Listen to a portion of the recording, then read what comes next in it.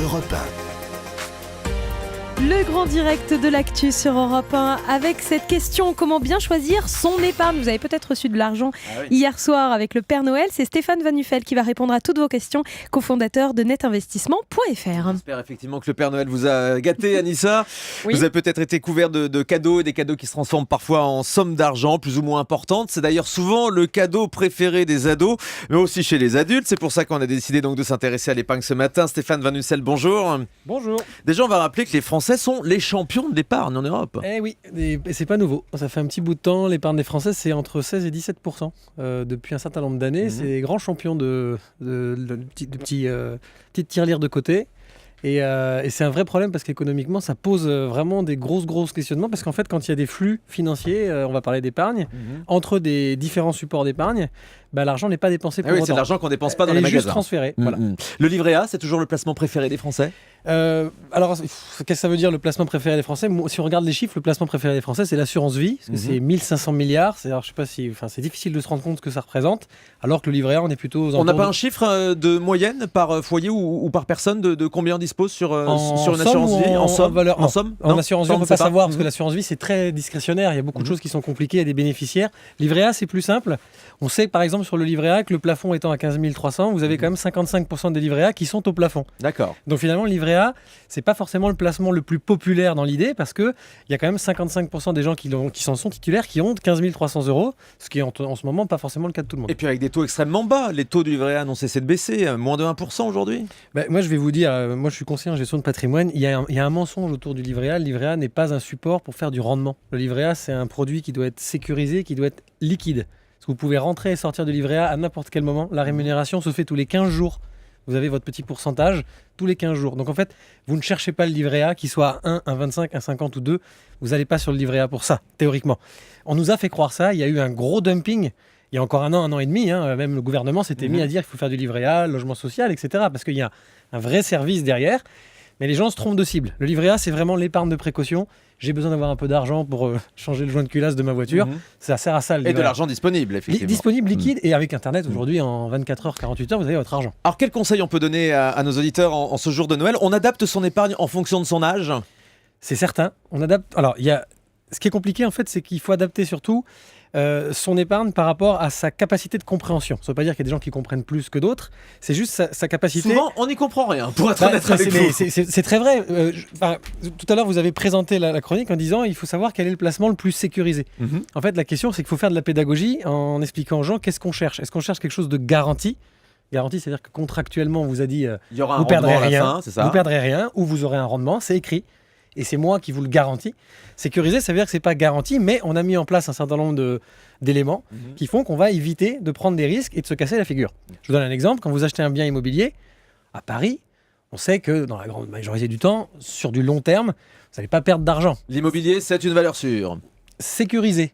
Ça peut se casser la figure, mais c'est là. Vous voyez, c'est tangible, c'est palpable. Un contrat assurance vie ou un livret A, il y a une garantie par une compagnie d'assurance ou par une banque que vous ne perdrez pas votre argent parce qu'en fait, le risque n'est pas à vous, mais c'est la banque et l'assurance. Mais donc attendez, l'immobilier, ça reste une valeur sûre? On peut épargner dans l'immobilier? Alors, dans les pays latins, Thomas, c'est autre chose, parce que l'immobilier, moi je le vois avec mes clients, c'est tangible et palpable. Et les latins, ils aiment l'immobilier, ils n'ont même pas la question de savoir si c'est sécurisé ou pas.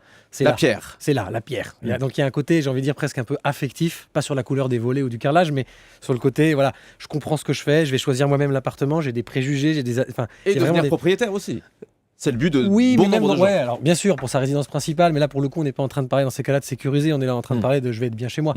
Là on parle d'épargne. Quand vous épargnez en achetant de l'immobilier locatif par exemple, les réflexes des investisseurs que je rencontre sont très différents du financier. Les gens sont très regardants sur des petits détails sur l'immobilier parce qu'en fait ça leur parle.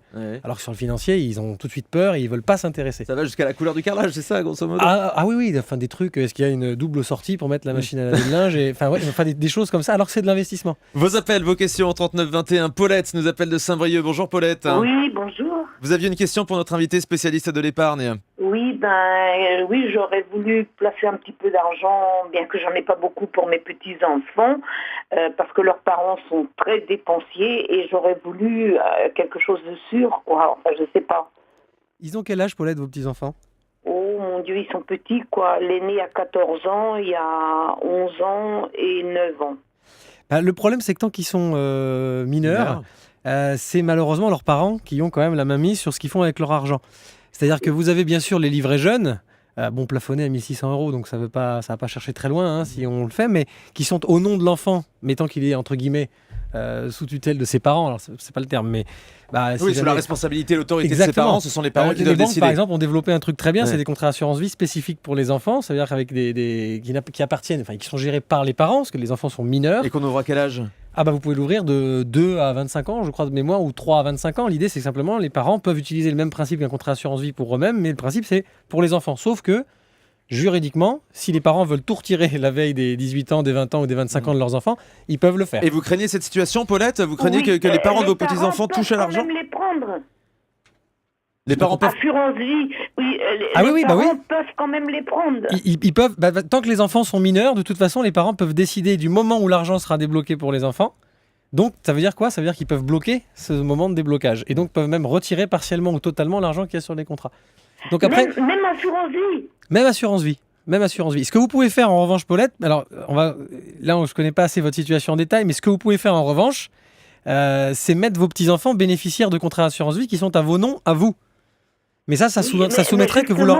c'est ça que je voulais faire un contrat assurance vie pour chacun de mes petits-enfants. Alors qu'ils soient bénéficiaires de votre assurance vie. Pardonnez-moi, parce que c'est mon métier au quotidien, ne m'en veuillez pas, et en ce jour de Noël, j'ai pas envie de vous porter malheur. Mais dans ces cas-là, ça veut dire que vous leur laisseriez quelque chose après votre départ. C'est ça ? Oui. D'accord. Oui, dans ces cas-là, vous faites l'assurance vie et vous définissez vos petits-enfants nominalement comme bénéficiaires soit à 3 ou à 2 d'un même contrat, soit de plusieurs contrats nominalement. Et là, dans ces cas-là, vos enfants ne peuvent rien dire. Merci beaucoup. C'est pas la même question. C'est ça que je voulais, parce que tout à fait. Autrement, je sais le peu qu'il y aura, les parents vont les prendre, ils seront dépensés et les petits-enfants n'auront rien du tout. Définissez-les comme bénéficiaires et ça ira directement à vos petits-enfants. Et je pense que Paulette... c'est ça que je voulais savoir. Prévenez vos enfants quand même pour éviter qu'il y ait de l'ambiance le jour où ça arrive quand même. C'est ça. Prévenir les petits-enfants. Les petits-enfants et vos enfants quand même. Les enfants, vous voyez ce que je veux dire ? C'est très compliqué qu'ils découvrent ça le jour J quand même. Parce qu'après l'ambiance, ça va être un peu compliqué entre parents et enfants. En tout cas, je pense que Paulette n'est vraiment pas la seule dans ce cas. C'est un cas très fréquent quand les grands-parents veulent laisser quelque chose à leurs petits-enfants. Anthony nous appelle d'Argelès-sur-Mer. Bonjour Anthony. Bonjour Thomas, bonjour à tous. Joyeux Noël. Alors, merci beaucoup à vous aussi. Alors ma question est la suivante, donc je suis informaticien, j'ai 27 ans, j'aimerais épargner, mais je me pose beaucoup de questions car j'aimerais ouvrir en fait un livret A, mais en voyant un petit peu l'actualité, en lisant un petit peu des articles à droite à gauche, je vois que le livret A est dans un déclin des taux d'intérêt. C'est ce qu'on disait tout à l'heure. Voilà, je me demande si vraiment, est-ce que ça vaut le coup d'aller à une ouverture d'un compte livret A ou alors me tourner plutôt vers autre chose. Stéphane Vanussel, cofondateur de netinvestissement.fr, vous répond Anthony. Vous voulez épargner pourquoi Anthony ? Alors, spontanément. Investir dans l'immobilier. Pardon ? Investir dans l'immobilier plus tard. Mais résidence principale ou immobilier pour faire du locatif, du rendement ou une résidence secondaire ? Et vous avez un projet précis ou pas du tout ? Parce que vous êtes jeune. Oui, c'est plutôt pour de la résidence principale.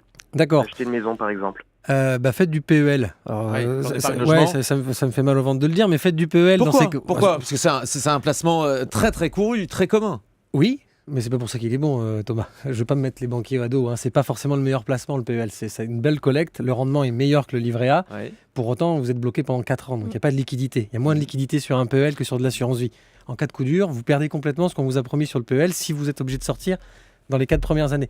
L'assurance vie, vous pouvez la débloquer quand vous voulez. C'est juste une question de fiscalité. Donc, vous déconseillez le PEL Non, je ne le déconseille pas. Dans le cas justement d'Anthony, je vous dis, s'il a un projet de résidence principale, aujourd'hui, on est à 2,5 de rendement sur le PEL. Ça peut valoir le coup dans ces cas-là parce qu'il pourra utiliser ce support sécurisé. Il ne faut pas que ce projet arrive dans les 4 ans. Sinon, il n'aura pas ces 2,5 par an puisqu'il aura été obligé de casser son contrat avant. Merci beaucoup, Anthony, de votre appel. On le disait tout à l'heure, on adapte son épargne en fonction de son âge. Beaucoup de personnes âgées nous écoutent aujourd'hui, notamment en ce jour de Noël. Quand on a plus de 50 ans, on choisit plutôt quoi ? Donc l'assurance vie, on l'a vu tout à l'heure. Il y a un plan épargne retraite qui existe. Ouais. Ce sont de bonnes options ? Après 50 ans, c'est un peu tard pour le PERP, pour tout ce qui est loi Madelin pour les indépendants ou les chefs d'entreprise. Tous les produits purement retraite, faut s'y prendre un petit peu plus tôt.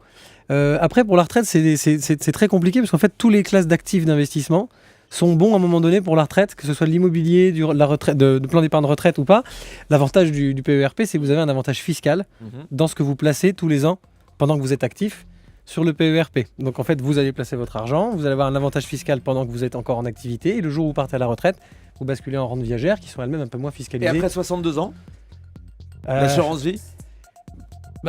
Commencer à épargner à 62 ans pour la retraite, ça commence à être un peu compliqué, ça va faire court, même si on sait que les durées d'années vont un peu allonger. Moi j'ai toujours tendance à penser que des gens qui ont dépassé la soixantaine et qui auraient par exemple un capital à investir en se Vous demandant... savez, à 62 ans, on a encore une espérance de vie de 20, 30, 40 ans parfois Oui, mais pour ce les que je veux dire, centenaires. Thomas, c'est qu'à 62 ans, vous commencez revenus- à rentrer dans la retraite. Oui, C'est pas là qu'il faut commencer à se dire, tiens, je vais mettre 500 euros par mois. Les revenus s'effondrent, et on l'entend souvent dans cette émission. Merci Voilà. beaucoup Stéphane Van Nussel, Je vous en cofondateur de netinvestissement.fr, pour toutes ces réponses sur l'épargne. Quelle est la meilleure épargne? Comment bien choisir son placement? C'était notre invité de 10h45 ce matin.